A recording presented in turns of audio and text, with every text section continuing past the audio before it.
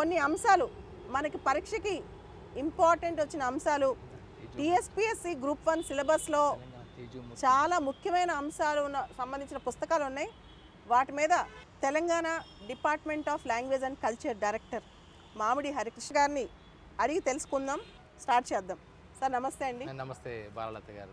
PV మన TV అంటుంటాం, Telangana TV అయినా.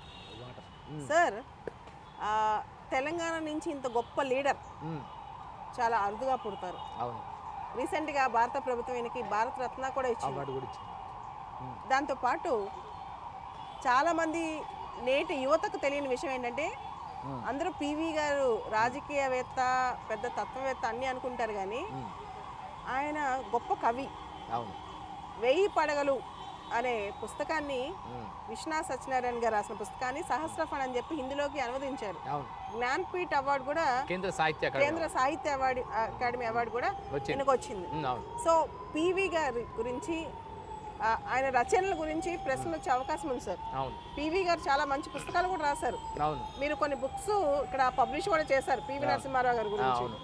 సో కొంచెం ఆయనకు సంబంధించిన అంశాలు చెప్తాను. ఇప్పుడు దీంట్లో పివి నరసింహారావు గారి సెంటినరీ సందర్భంగా తెలంగాణ గవర్నమెంట్ ఈ పుస్తకాలన్నీ కూడా కంపైల్ చేసి వేయడం జరిగింది.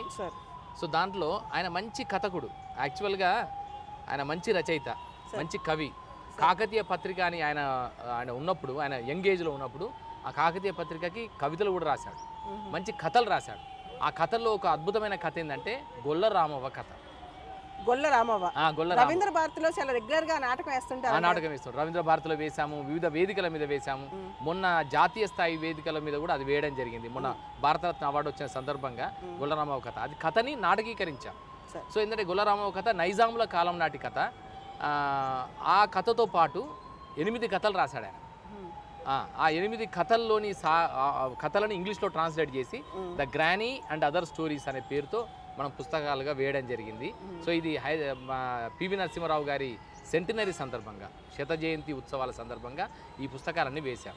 దీంట్లో కొన్ని పుస్తకాలు ఏంటంటే అందరికీ కూడా పివి గారి గురించి తెలియాలి, ఎందుకంటే ఆయనకి భారత రత్న రావడం ఆయన దేశం మొత్తం కొనియాడుతున్నారు ఈ రోజు. అవును. అంతేకాకుండా ఇంకో గొప్ప కంట్రిబ్యూషన్ ఏంటంటే నాకు అర్థమై, అంటే as far as economic development of India is concern, what I thought of myself is that the architects of India are 2 persons only.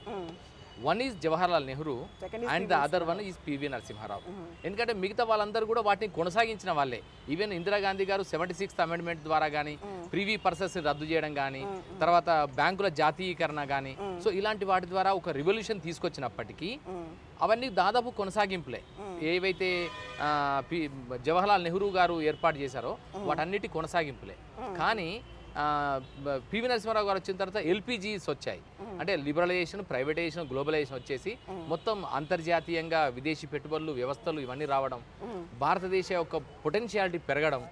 ఇప్పుడు మనం చూస్తున్న whatever the greatest development that has been taking place in India are an outcome of new economic reforms. మీరు చెప్పిన గొల్ల రామవ్వ నాటకం, ఇంకొన్ని నాటకాలు, ఇది గొల్ల రామవ్వ నాటకం, ఇంకొన్ని నాటకాలు పుస్తకం. ఇది పుస్తకం చాలా అద్భుతమైన పుస్తకం. ఇది తెలంగాణకు చెందిన యువత మొత్తం ఈ పుస్తకం గురించి తెలుసుకోవాలి. పివి నరసింహారావు గారు కథలు రాస్తారు, అది మన ఎవరికీ తెలియదు, కానీ ఈరోజు హరికృష్ణ సార్ ద్వారా మనం తెలుసుకున్నాం ఈరోజు ఇక్కడ.